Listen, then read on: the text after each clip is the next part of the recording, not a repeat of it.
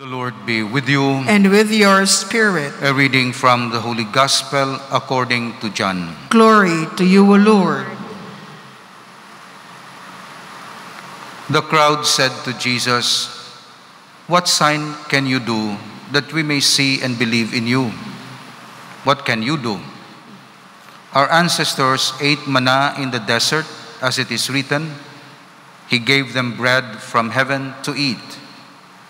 So Jesus said to them, "Amen, amen, I say to you, it was not Moses who gave the bread from heaven.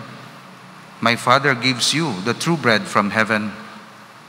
For the bread of God is that which comes down from heaven and gives life to the world." So they said to Jesus, "Sir, give us this bread always." Jesus said to them, "I am the bread of life. Whoever comes to me will never hunger, and whoever believes in me will never thirst." The Gospel of the Lord. Praise to you, Lord Jesus Christ. Jesus is the key to the meaning of life because He is 100% man with human nature and 100% God. In Him, humanity and divinity meet. The perfection of man is to become like God.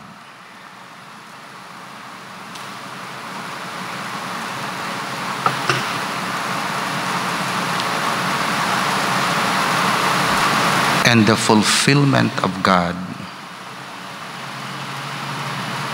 is to become like man.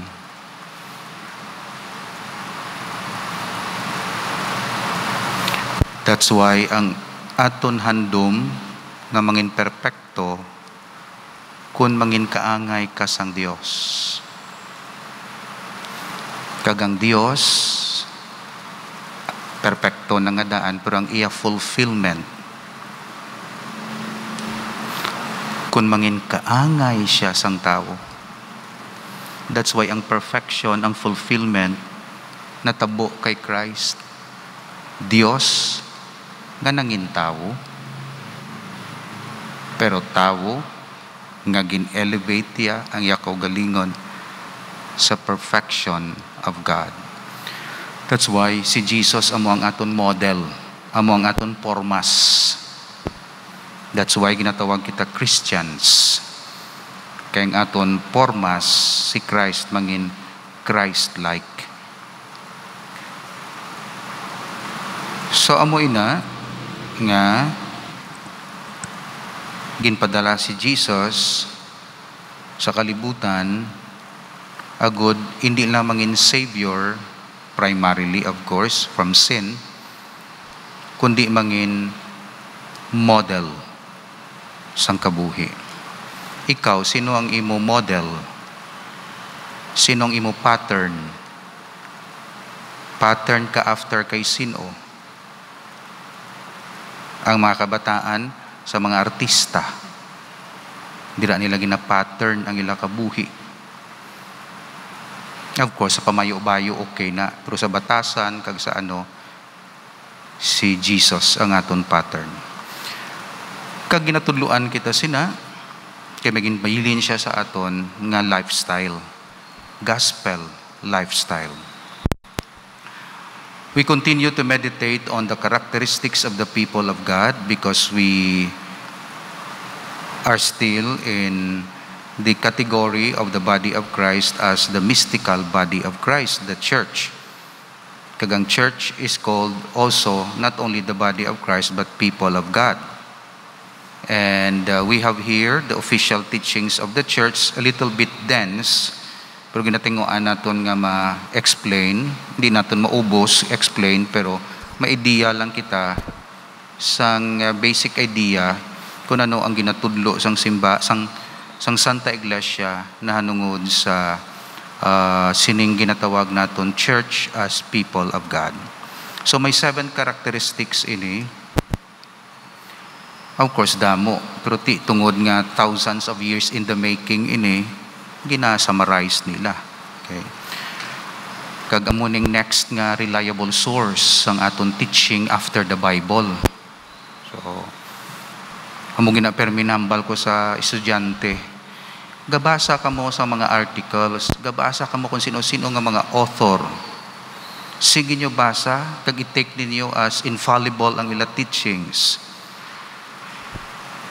Pero wala ka mo nagabasa sa katekism. In between sa duha, kung magkonflikto siya, kung kay isa, ang ginasuportahan niyo, kag ginagamit yung ideas, opinion sang isa ka author, kag hindi iya official teaching of the church. Namun ang confusion naton, kay wala kita nagasunod sa hierarchy of truth. Sabi nyo, ang truth pareho, hindi. May hierarchy siya. May pasunod siya, may foundational truth, kag may iban nga mga truths.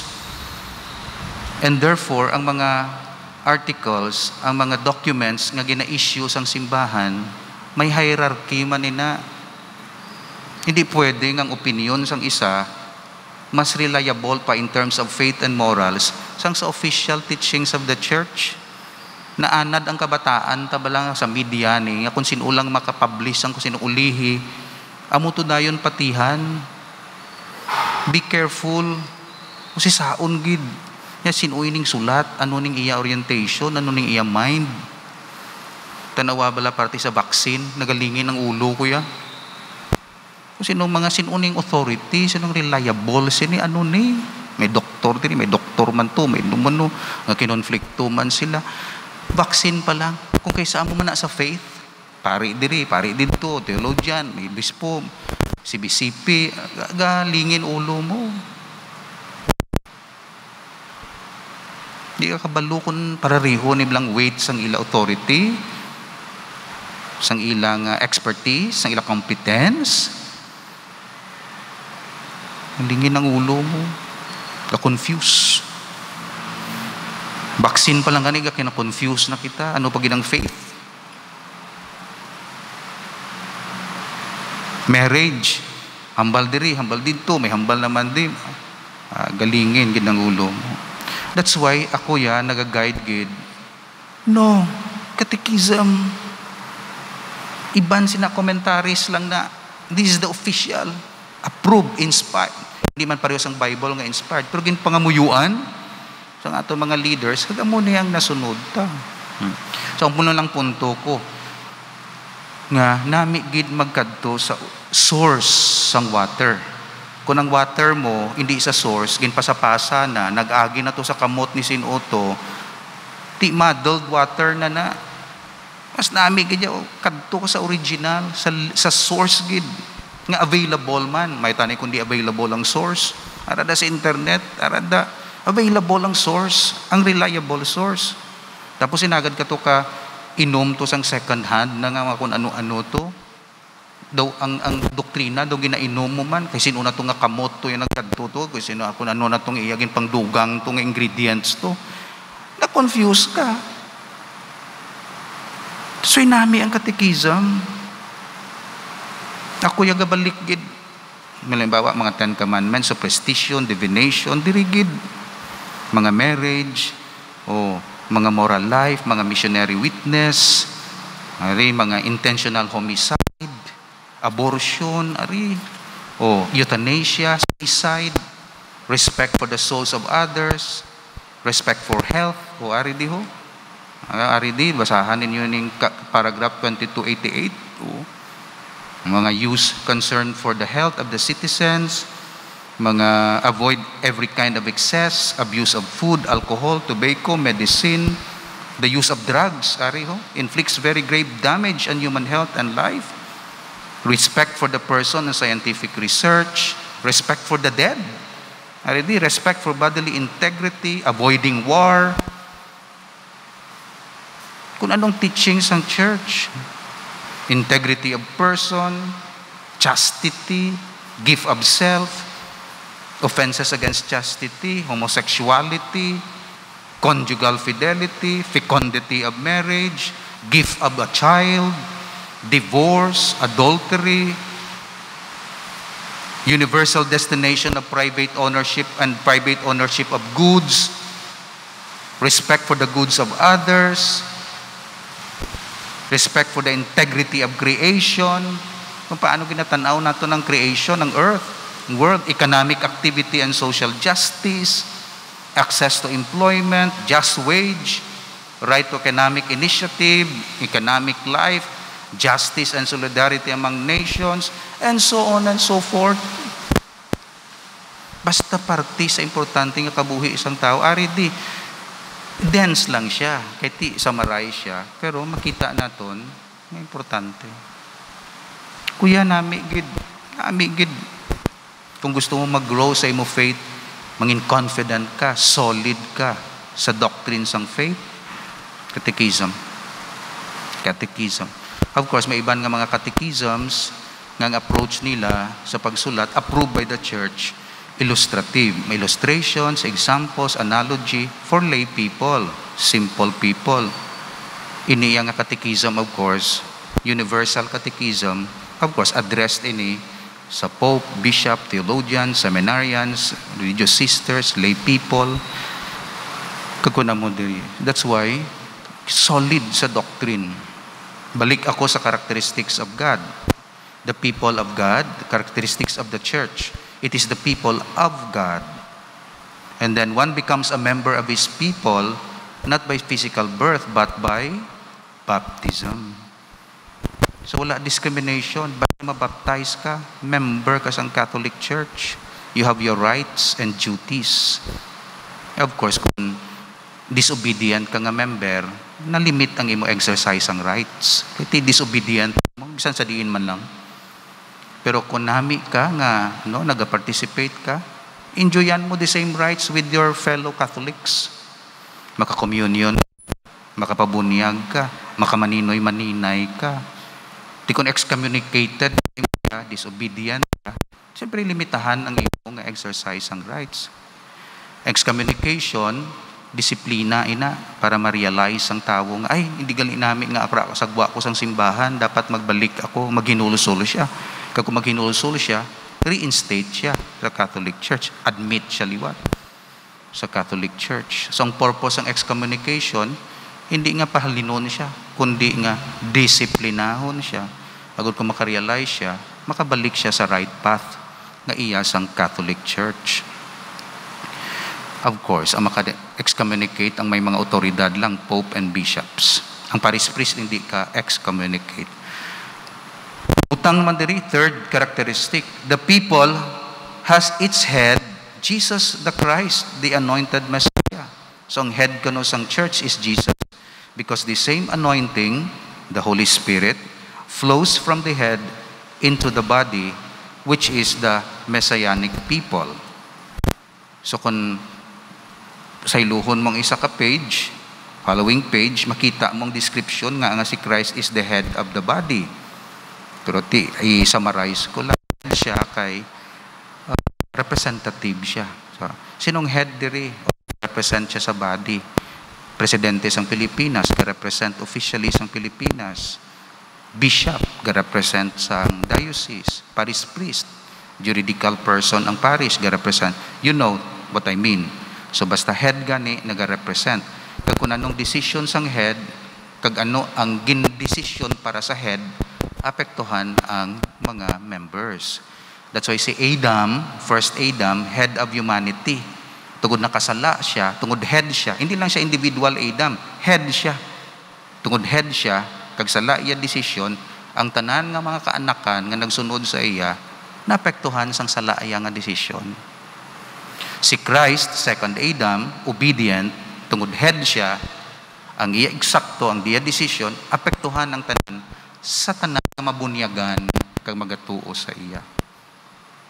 Kaya hindi mo maklaim na si Christ head mo kung hindi ka baptized. That's why mga baptized lang iya ang may privilege to call God Father and Christ as the head. Halimbawa, mga Muslim, paano nila matawag si Christ nga head? Kaya hindi sila baptized, atheist, hindi man nila matawag siya. Pero kung member ka, nabaptize ka, whether you like it or not, precisely by virtue of your baptism, mangin part ka sang body ni Christ. Kung is a good member ka, kung is a bad member, pero parte ka sang body ni Christ, kag si Christ ang imo head. Ti wala na siya dito na siya sa langit, nalang-alang mo na konsultahon, padalaan mo to sang text, maitani ko mag-respond si Jesus niya, ano gusto mo ni sa parokya sang lapas, tapos i-text siya lang, hapos pero ti wala. That's why nag-establish ang vicar. Vicar means salili. So may mga vicar siya, Universal Church, Pope, vicar na ni Christ. Siya ma-decide, kay may Holy Spirit man na in terms of faith and morals. Kag bishop sa diocese, in terms of faith and morals. Vicar na ni Christ. That's why nagasunod kita. Kay vicar na ni Christ. Sino pa abing vicar ni Christ? Hindi kita da magsunod. Pangamuyuan ta lang. Kung isa hindi kita conforme sa ilang mga desisyon. Pero silang gintugyanan. Pwede ko ba lang hindi pagpatihon ako may? Kaya siya gintugyanan sa akon. Anuhon ko na abi kay siyang ginpili sang Dios sa akon. Nicolas ngalan niya. Hindi ko magano sa iya. Kaya hindi ko conforme sang iya. Dapat may reverence. Kaya amo na yang pamaagi sang Dios. Hindi na siya perfect. Pero ang power, ang grace, ara dira. Wala do yung tayon ang grace sa hindi nga vicar. Sinusunod, hindi man to yung vicar. Wala to grace. Ari ang grace sa vicars ni Christ. Tiyan mo ng purpose ang head. That's why kita may visible head. Ang invisible head, si Jesus sa aton time. Pero may visible head.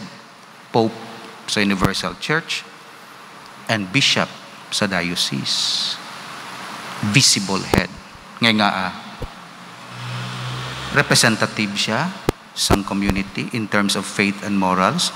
Kag tungod representative, siya ang nagamediate halin sa obispo ya, kung paris priest abi, o halin sa pope, o kung pope abi kay Jesus, kag sa humanity, siya ang nagaano.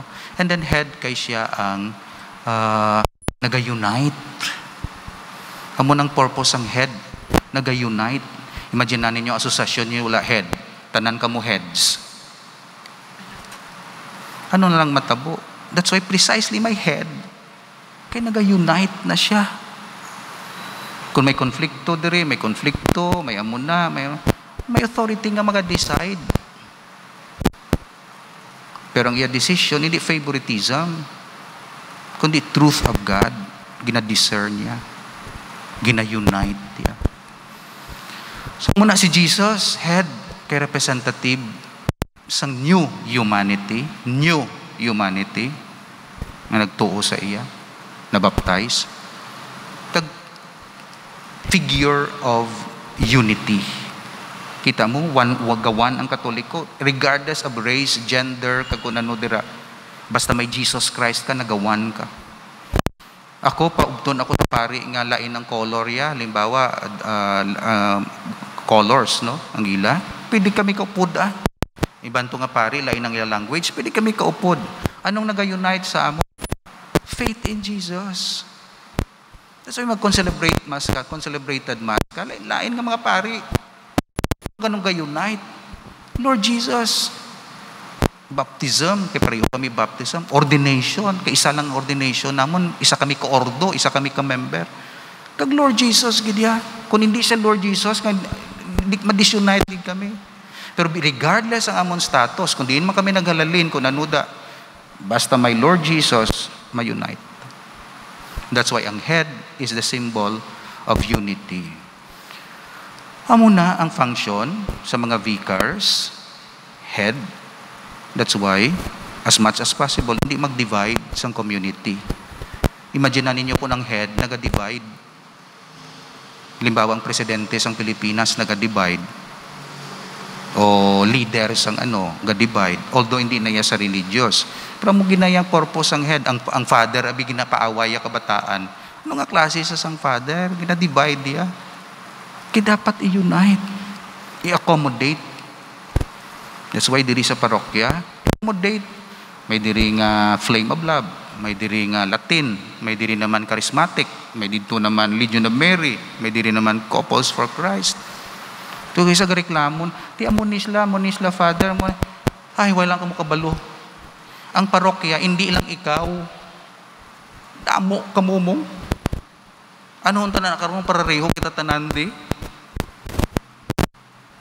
Diversity in unity. And unity in diversity. Basta approve lang ang mga diversities. Lagi problema. Kagamo ng akong function bilang pari. So hindi mo na makita. Ako yakita. Ako na kaya mo na akong function. Pero ang pari, hindi dapat nga himuon niya tanan nga charismatic niyang parokya. That's not fair. O himuon niya nga neocoticumenate tanan nga tao di. That's not fair. Kundi kada isa, may ilang lugar. One body, different functions. Same spirit. Gatuo ka kay Christ. Oo, Father. Baptize ka. Oo, Father. Gatuo ka sa real presence. Oo, Father. Nagapati ka sa Pope. Oo. Come. Welcome. Pagkabot naman diri sa asosasyon. Gatuo ka mo sa Dios. May anak Espiritu Santo. Oo. Nasikuhay niyo sa Satanas. Oo. Masunod ka mo sa Pope ka sa Bishop. Oo. Gatuo ka masabit ka mo sa direksyon sang simbahan para sa faith mo. Oo. Come. Welcome. Pero maghambal, gatuo ka mo sa Diyos. Wala. No. Hindi na ka mo diriya. Hindi ka mo di pwede. Kay lain ninyo natuuhan. Lain ninyo practice. Nagahimo ka mo sang hindi approve sang church. Hindi ka mo ma-accommodate diri. Kay iniya, simbahan, nga nagapaidalom sa authority ni Jesus. Authority sang Pope. Kag sa isang bishop. Kung ikaw diri, kag wala ka nagasubmit sa Pope, hindi ko yan magbaton sa imo. Ikaw diri, simba, tapos hindi ka mag-submit sa obispo, hindi ko yung magbaton. Asosasyon mo, hindi ko yung magbaton. Kadto ka to sa iban. Pero kung nagapati ka kay Jesus, kag sa simbahan, kag sa ano, come. Hindi ka perfect, pero diri, lugar mo ni, kadto di, welcome. Father, gusto namon misa nga Latin. Come, katuo ka mo sa Dios, kapatay ba man niya, Latin, diri. May accommodate di, lisensyata sa obispo. Amo na. Amo ng pagka-head ni Christ, point of unity. That's why, kung imo asosasyon amo ni ang iyang charisms, himo ang best. Pero hindi ka magsiling nga ikaw lang. Kay may iban man nga mga grupo nga nag-thrive. Kailain man ang ila spirituality. So I hope amo na ang aton pag-intindi sang body ni Christ sa pagkiya naton. Hindi exclusive, kundi inclusive. Pero include siya sa kondisyon, baptized siya. And for baptized siya, member sa isang church, kag magapaidalom siya sa paggiya sang simbahan based sa official teachings of the church, kag sa authority sang church. So mo ina kita, pag-intindi natin sang simbahan, hindi pinagustuhanay, hindi relativistic, hindi individualistic, kundi we feel with the church and we think with the church because Christ entrusts some of His power and authority sa amo nga mga tao nga dapat naton sundon.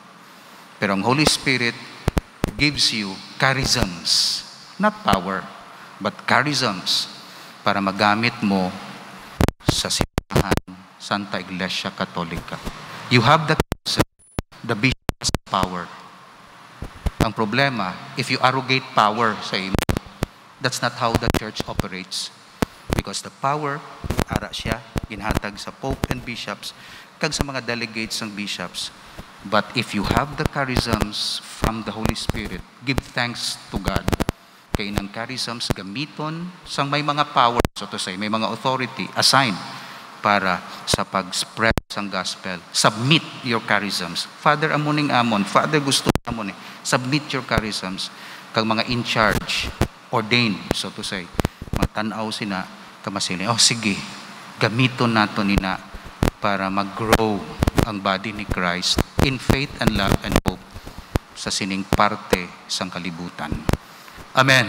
Lord, increase the sense of the parish in the hearts and souls of our people, that they may be able to think with the church and feel with the church as they continue to proclaim the gospel through Christ.